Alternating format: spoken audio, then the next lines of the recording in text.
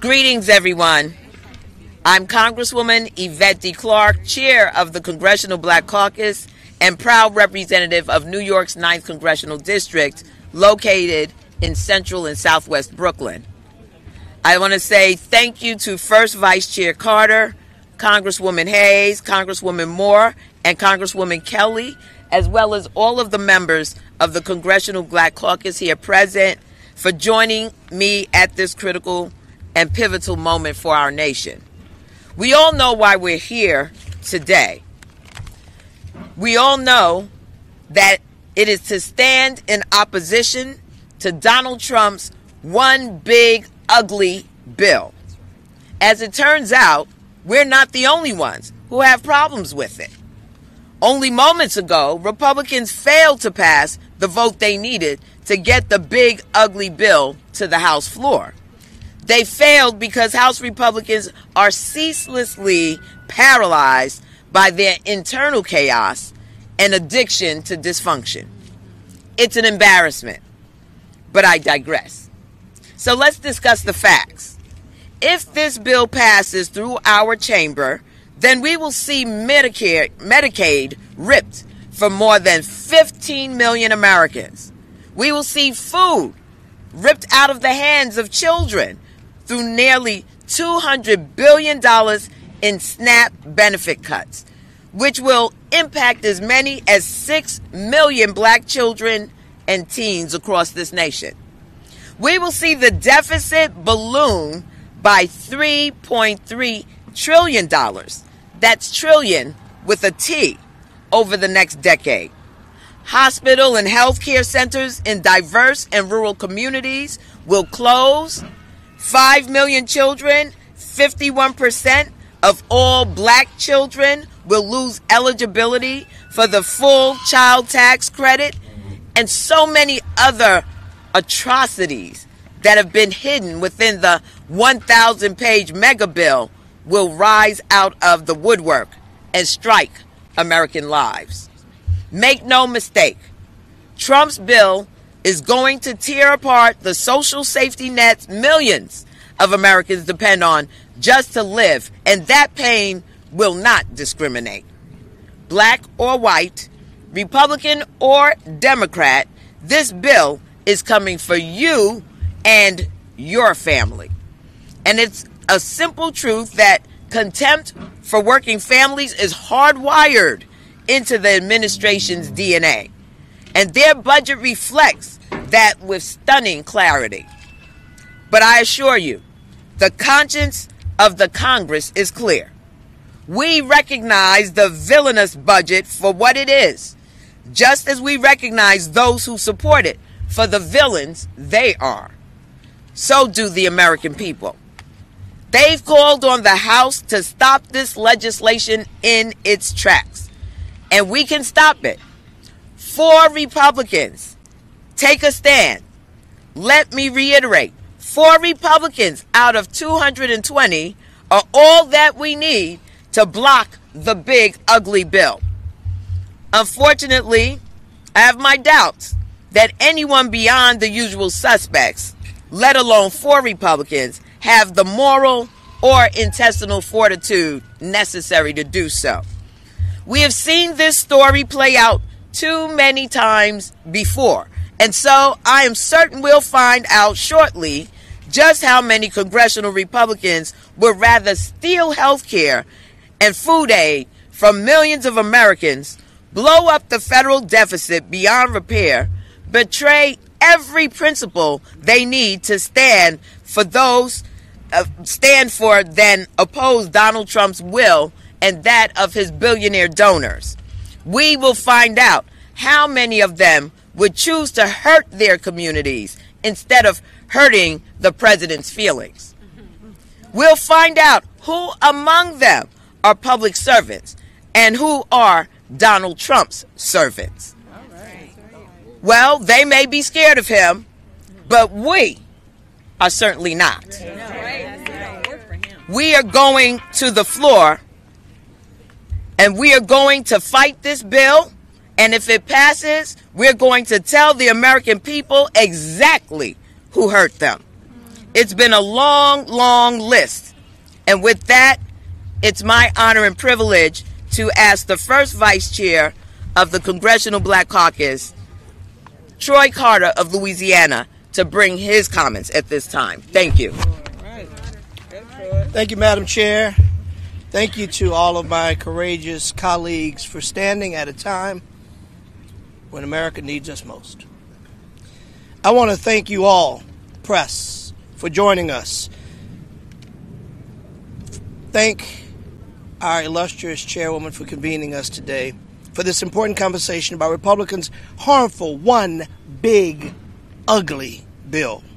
The bottom line is that this legislation will hurt Americans across the country, Republicans and Democrats, but our colleagues don't seem to realize they're not strong enough, bold enough, or bad enough to stand up against Donald Trump, even when it means their own people will suffer. How pitiful is that? I'm deeply concerned about the devastating impacts this bill will have specifically on Medicaid. Medicaid is more than a program. It's a lifeline for millions of Americans, children, mothers, and people with disabilities, seniors, and many of whom are black in our community and rely on the essential health coverage that Medicaid provides. Yes, this bill threatens to slash Medicaid funding in historic ways, causing irreparable harm. Let me be clear. This bill is a billionaire's boondoggle. The top 0.1% will gain on an average of $309,000 in 2027. That's $847 every single day. Did I mention that SNAP benefits are only $6 a day? They get a break of $847 a day. Millionaires will see their pockets lined with an average of $96,400 per year. Meanwhile, families earning less than $50,000 get a laughable $247 annually, less than $1 a day. This tax cut is for billionaires. Health care cuts for families. Billionaires get tax cuts. Poor people just get cut. What's wrong with that picture? The Congressional Budget Office estimates some 17 million Americans will lose their health care because of this ugly bill. Medicaid, SNAP, and ACA marketplace cuts total $1.3 trillion. The exact amount to enrich those making over $500,000 a year. This could have funded and expanded child tax credits, universal pay family leave, and kept millions insured. But the Republicans in this White House chose to lean toward the richest of the rich and to have a reverse Robin Hood, to steal from the poor and give to the rich. Yesterday, I introduced a simple amendment to this bill. It simply said 100% of any Medicaid savings must be invested back into the program. Since my colleagues seem to think that there's so much waste, fraud, and abuse, and we all firmly stand against waste, fraud, and abuse, if you find it, put it back into Medicaid, since you say that you want to strengthen the program. This money should help children, mothers, seniors, and people with disabilities, not pay for billionaire tax scams. But as you might imagine, Republicans shot it down. Why? Because they never, ever cared about Medicaid. They never cared about strengthening the system. They never cared about making it better for generations to come. They only saw it as a honeypot to find money to give tax breaks to the richest of the rich. This was the low-hanging fruit in their estimation. And poor people once again took it on the chin. My Republican colleagues say they want to protect the vulnerable populations and fight waste, fraud, and abuse. But this bill rips health care away from the very people Medicaid was intended to serve.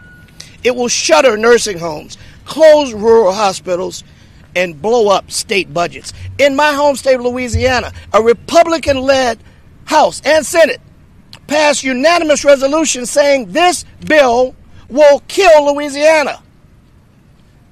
This is the home of our speaker. That's right. Our majority leader. This is a legislature that the speaker served in along with me, along with majority leader Scalise. We all came out of this very body in Louisiana. This body had the wisdom to say, no, this is bad. This is bad for all Louisianians and bad for all Americans. Wake up. Push back. Find that intestinal fortitude to do the right thing. Donald Trump's big, ugly bill is a betrayal of working people, leaving millions hungry, uninsured, and worst of all to fund massive tax breaks for the richest rich. We stand here today unified. We invite others to join us, just 4 more, to come and be brave enough to say that my oath of office is to the people and to the Constitution, not to 1600 Pennsylvania Avenue, and not to any one president. We stand firm. Next, I will bring up Representative Gwen Moore.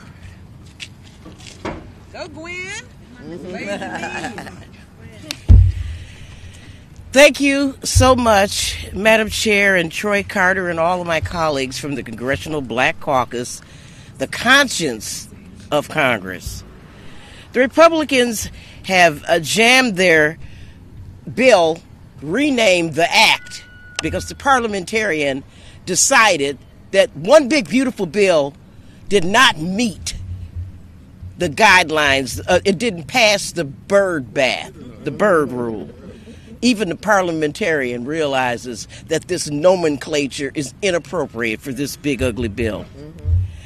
I'm a member of the Ways and Means Committee, so I want to talk to you about the math and the budget gimmicks that they have used to sell this to their caucus and to buoy the lies that they have been telling the public. First of all, this bill came back from the United States Senate with $4 trillion worth of debt equaling zero. I don't know how I'm going to explain that to my great-grandchildren. When I try to teach them math, I don't know how I'm going to do it. But they've somehow been able to convince their caucus so far that $4 trillion worth of debt is equal to zero, so that they can meet the budgetary requirements of this budget resolution. I tell you, while they're killing Sesame Street and Big Bird, because all of us and our children who were taught through Sesame Street know better than this, that this math just don't work. This bill will add trillions of dollars to the deficit. As a matter of fact, over the past, I would say, since the beginning of this century, the debt has primarily occurred because of unpaid for tax cuts. Not because we have spent money on taking care of our people, but because of unpaid for tax cuts. So, while many of the committee members that you see here on the Energy and Commerce Committee that dealt with Medicaid, on the and also energy credits, you saw people on the Education Committee deal with their mark.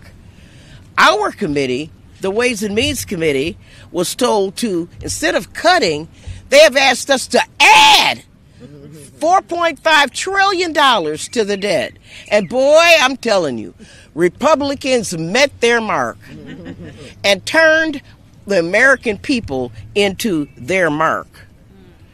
Instead of using the trifecta, the House, the presidency, and the Senate to lift up not only low-income workers, but middle-class Americans, Republicans chose to prop up the wealthy. And despite the lies that they have told you, the distribution tables prove it, that the majority of these dollars go to the most wealthy. I'll reiterate some of the numbers, but I'll just tell you 60%, 66, 2/3 of the benefit of the tax cuts will go to the top 20%. How many of y'all in the top 20%? All right, we're not going to wait for you to raise your hands because we're not going to get any. None of these people are in the top 20%. And as Mr. Carter pointed out, that the top 1/10%, not 1%, 1/10% gets a $309,000 tax break, while people making under $50,000 get, drum roll, $247. And I'm telling you, Republicans have panicked. They've thrown in stuff like no tax on tips. Of course, you'll still be paying FICA.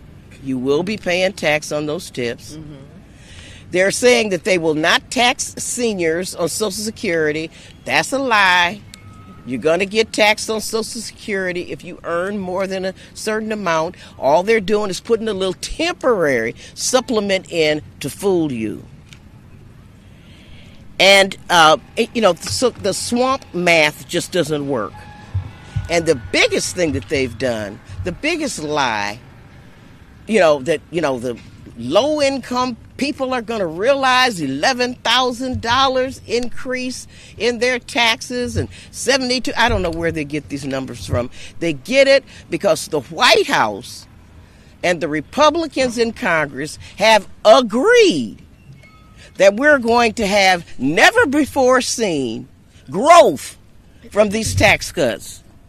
Well, I'm old enough to know that in the last 45 years of trickle-down theories, that we ain't seen one drop of trickle. And this bill is no different. Tax cuts do not pay for themselves. Every credible economist will tell you that. Republican economists will tell you that they don't. And how do we pay for this? You'll hear in more detail from other members. How in the world do we pay for it? We pay for it, number one, by fuzzy math.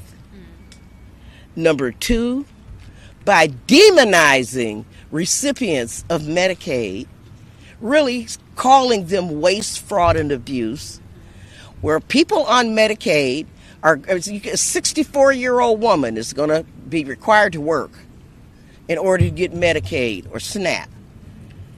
And if she's not been determined to be disabled by the Social Security Administration, she'll automatically be deemed to be able-bodied. Okay, I'm coming. Who's going to pay for this cost when we gut SNAP, Medicaid, and ACA? The veterans, foster youth, seniors, children who are going to lose school lunch, 17 million Americans who lose health care. This bill is just morally irresponsible.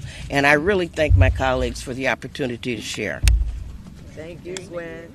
And I would now like to yield to the person in our caucus. She is a PhD, actually, Dr. Robin Kelly, who is the chair of the Congressional Black Caucus Health Brain Trust. All right. Thank you. Thank you very much, Gwen. Let's give it up for Gwen, y'all. Woo! Good afternoon, everyone, and thank you so much for being here today. Thank you to Chairwoman Clark for organizing this press conference as the CBC speaks up and out against this bill. As my colleagues have already said, this bill is cruel and evil. It was ugly when it first passed the House, and then the Senate Republicans made it worse. The big, ugly bill will cost people their lives. That's the bottom line. As you've heard, 17 million Americans will be stripped of their health care. When people lose health care, yes, people die. That's not hyperbole, that's fact. And we know who will be most impacted: black people. 13.3 million black people rely on Medicaid. That includes 5.7 million children. And if that isn't bad enough, the consequences of this bill go beyond the individual person. It will impact hospitals, which in turn affect everyone, even if you aren't covered by Medicaid. Emergency rooms will be flooded, or more flooded, I should say. Wait times will increase. Life-saving care will be delayed. Hospitals and healthcare centers will be overwhelmed. This Republican bill will lead to $1.3 billion in uncompensated care costs for hospitals across my home state of Illinois, threatening 9 at-risk rural hospitals across the state. Over 330 hospitals across the country can close. It is never a good time for a hospital to close. But right now, our country is in the middle of a black maternal mortality crisis. Medicaid covers 65% of the births to black women. Where will black women go if they don't have health insurance and there are no hospitals? For many black women, the answer would be a local health clinic like Planned Parenthood that provides cancer screening, birth control, STI testing, and more. But Republicans have long sought to end Planned Parenthood, and they're using this bill to defund it. Nearly half of black women have received care at one of their clinics. When I was in college, I was one of those black women. I had moved from New York City to Peoria, Illinois, and I didn't know where else to go for a simple annual checkup. I knew that Planned Parenthood was reliable, affordable, and accessible. Sorry if that's too much information. Our country is also in the midst of another public health crisis, gun violence. Guns have been the leading cause of death for all children and teens since 2020. But guns have been the leading cause of death for black children since 2006. Instead of protecting children, President Trump shut down the Office of Gun Violence Prevention on day one. They are ending grants for community violence intervention. Republicans are protecting guns, not children. The big ugly bill eliminates restrictions on gun silencers and short-barreled rifles. Gun silencers are not something out of a movie. They create real harm to communities. It should be common sense to regulate such dangerous weapons. But Republicans have made it clear they do not care about black people or black lives. Republicans are stealing our health care. They are closing our hospitals and health clinics. They are exacerbating gun violence and maternal mortality. Simply put, this bill is deadly. I'm still voting no. Hell no. Yeah. And with that, I'd like to introduce my colleague from Connecticut, Johanna Hayes. Congress Lady, Teacher of the Year. Every year. Thank you, and thank you for being here. I find it hard to believe when I read articles that say that there's a huge percentage of the American public who doesn't even know what's in this bill, because everybody should be paying attention to the profound impact of what is about to happen.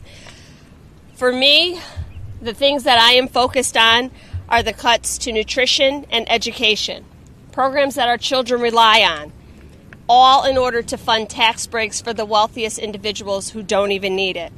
This Republican-led reconciliation bill proposes direct attacks on our youngest generation. The bill is the largest cut ever in history to the SNAP program.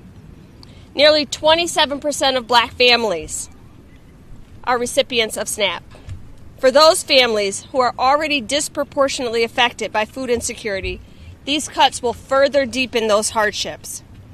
When kids lose SNAP benefits, they often lose access to free and reduced lunch at school. There's something called community eligibility provisions, where schools get reimbursed for their students who receive SNAP benefits. So when they lose food at home, they're also losing food at school. This is going to hurt our most vulnerable students and the ones who need it most. Beyond nutrition, this bill targets education. Oh wait, before I even move to education, there's a provision in this bill that is so incredibly cruel. One of my colleagues referred to this as trickle-down cruelty yesterday.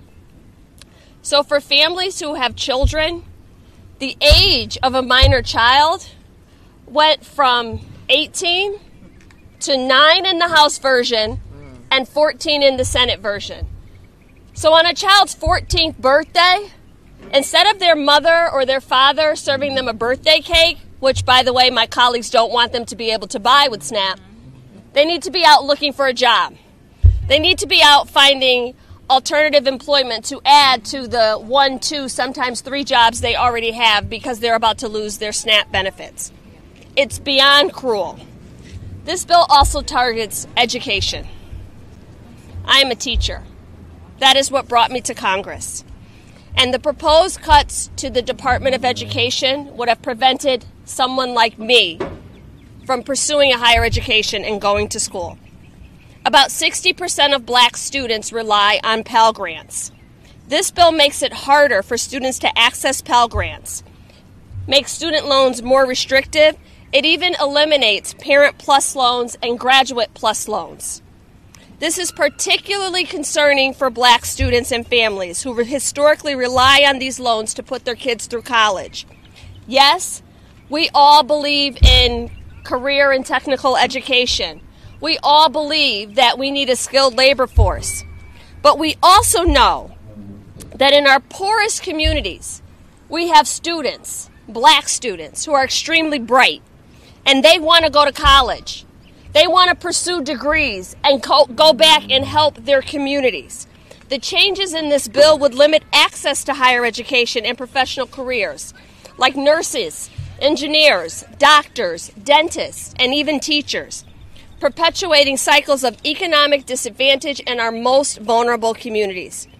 We do not need to make this choice. We can afford to feed children in the United States of America, and even more, we can afford to educate children in the United States of America. These policies are intended to take food out of the mouths of children, to strip away their educational opportunities and reward billionaires. Hungry kids don't learn. It's that simple. The two go hand in hand. You can't be a good teacher without worrying about what's in a kid's belly. You can't only focus on their brain without focusing on their belly. Imagine a child hungry and unable to learn. Now imagine that same child with a brilliant mind who just needs a shot, who just needs the adults in power to move the obstacles that could make their dreams a reality. Republicans are not just cutting budgets, they're cutting futures. They're cutting off the right of every child in this nation to dream big. They're cutting off the rights of black children to achieve their highest aspirations. This bill is an act of malice.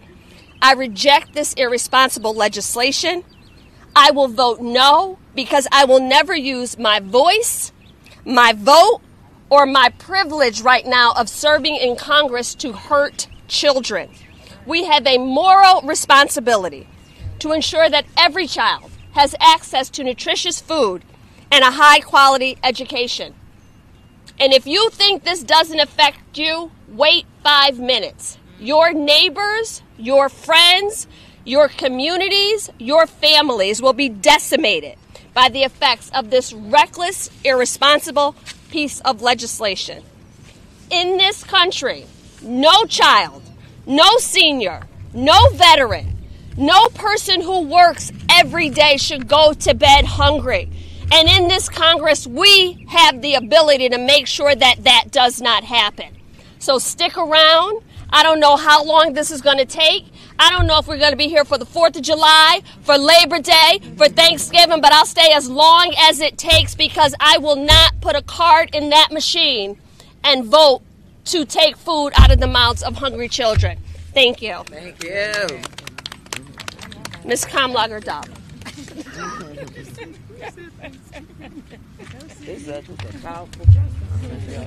Hello, everybody. My name is Sydney Kamlager-Dove. I'm the Congresswoman for the 37th Congressional District.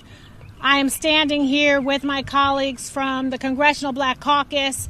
We are the Congressional Black Receipts Caucus because we are bringing receipts about what is in this bill. Let me tell you something.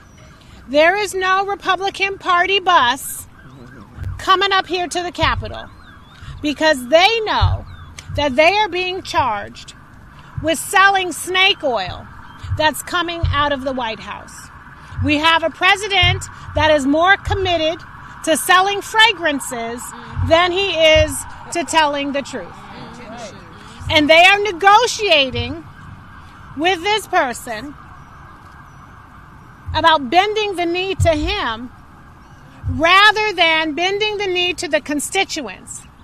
And in our district, in every single district across this country, 85% of voters in every single district want Medicaid, want SNAP, want these programs that they are cutting. And these Republicans should be listening to their constituents. Earlier today, every single member of the Congressional Black Caucus stood up to ask for unanimous consent to strip away the amendments to Medicaid and SNAP. And Virginia Fox didn't even have the decency or the integrity to stand up with each request and deny it. She sat there like a tumor. But over 100 members led by the Congressional Black Caucus got up and raised the issue because Medicaid and SNAP are too important, not just to our communities, not just to our constituents, but to this country. This administration wants to separate us by race so they can divide us by class. But let me tell you something. If you cut Medicaid, you're going to close hospitals, you're going to close urgent cares, you're going to close community clinics. And folks, even if they get sick, when they get sick, they are going to show up to those places. And if they are open, it's going to cost everyone who doesn't have Medicaid more. And if they do close, they are going to find their way to an emergency room near you and drive up your costs. So why don't we recognize that we're all connected? I'm going to tell you something. This administration is lying when they tell you they have a provision that says no tax on tips, no tax on overtime, no tax on Social Security. Let me tell you something. It's not about zero taxes. It's a minor deduction. And I've been up for many long hours, so I'm a little fuzzy. But what I can tell you is his math is equally fuzzy. And it is so fuzzy and complicated that working folks who rely on tips, who rely on overtime, might only end up taking an additional $10 home. How is $10 going to help you? It's not, especially when the richest of the rich are getting tax breaks of up to $300,000. I had an amendment that say, if you really care about the working people, then make this tax cut permanent rather than temporary, only for the time that you're in office, Donald Trump. But Republicans don't want to support that. Make no mistake, this bill is going to make America more sick, more broke, and more hungry, while the top 1%, 0.1%, walks away with over $300,000 in tax breaks every year. And the average American will take home less than $250. And $250 doesn't mean shit to somebody on a tight budget trying to decide how much of the utility bill can they pay, if they can pay all of the rent and buy all of the food and get the diapers and the incidentals and the emergencies that crop up. And Donald Trump doesn't know what it means to hope for an extra $250. It doesn't go very far when you have a family of 4 that you have to feed. I'm going to say it again. Over 85% of voters in every single district want Medicaid, want SNAP. And now the new provisions in the Senate version that we have to vote on will also cut into Medicare. I'm going to say it. I'm going to say this. Elections have consequences, and we are dealing with the consequences of what happened in 2024. But mean it when I tell you that the Black Caucus is turning into the Receipt Caucus, because we want everyone to know what is in this bill. We want everyone to know how they will be impacted. We want everyone to know how more broke, how more hungry, how more sick they are going to become. And we need to be holding these receipts up to and through 2026 and holding these Republicans accountable. Why aren't they here with balloons and megaphones touting how beautiful this thing is? Because they know it stinks, just like the cologne that they are selling in the White House. Yes. I'm going to bring it back to Chair Clark to close. Well, let me again just thank all of my colleagues. Their expertise, their understanding of what's in the big ugly is what we want to share with the American people. At this point, I want to open the floor to any of our reporters who have any questions. Yes, and just state your name and your outlet.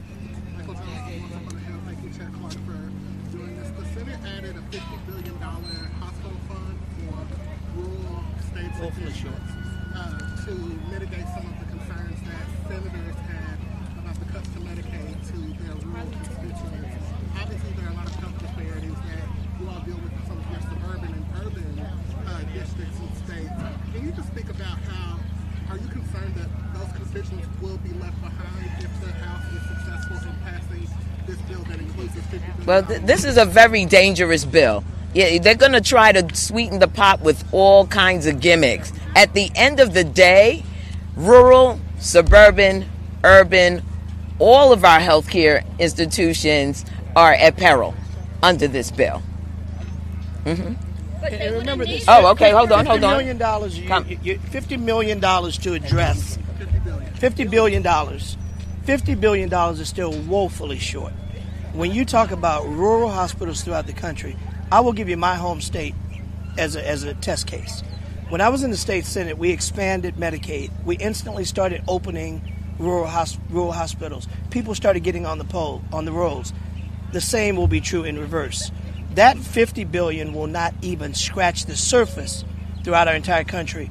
It is nothing more than window dressing and used to allure and to entice those voters those members of the Senate who had the courage for a moment to stand up.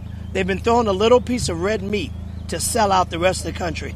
It will not do the job. People will still die. Hospitals will still close.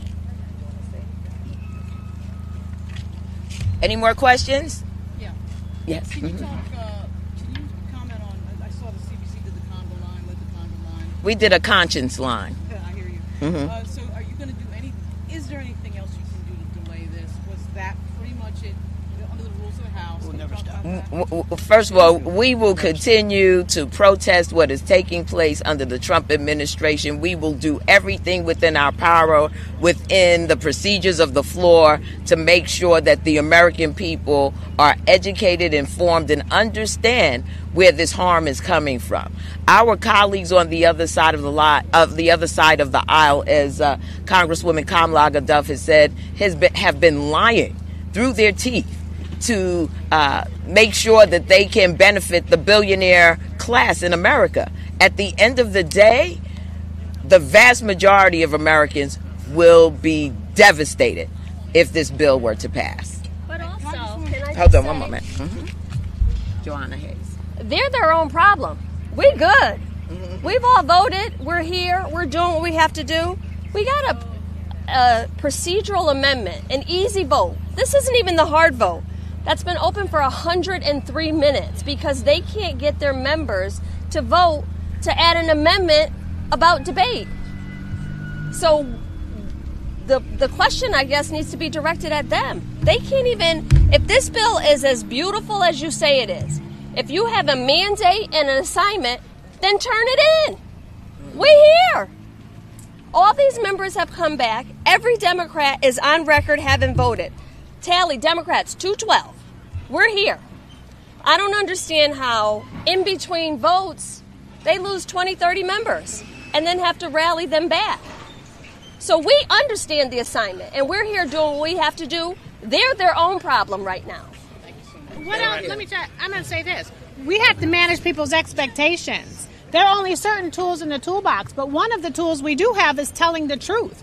And the truth is every single person will be impacted if this bill is passed. And we know that he is twisting people's arms, but we also know that Medicaid, that health care fuels economies. And when you're cutting health care, when you're cutting Medicaid, you're also cutting jobs. That's why folks are up in arms. They're trying to figure out how to square the circle. And the circle does not square with this math. The circle does not square. So we're here. We're going to vote. They're running. They're in their offices. They're drinking whiskey. They're at the White House. They are trying to figure out how to switch the narrative so that they can pivot away from the truth. But the truth is every single person will be impacted. You will either have your health care cut or you will have your costs go up. Thank you all very much. Thank you for enduring.